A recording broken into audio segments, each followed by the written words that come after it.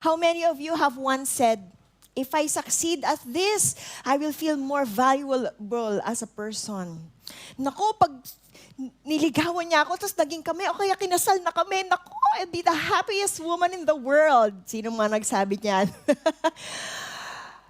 How many of you have once said, nako, pag naka-graduate na ako sa college or pag natapos ko na yung doctorate degree or your master's degree, I'll be the happiest.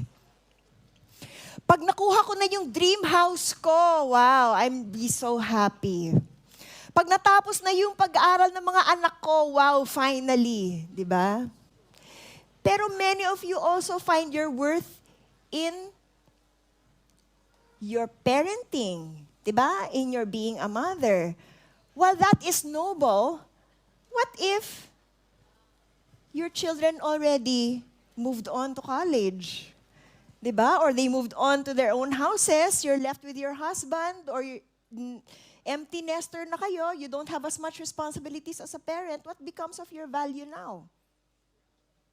O kaya kagaya ko, diba? Nawala yung pera, nawala yung asawa, yung unang asawa, nawala lahat.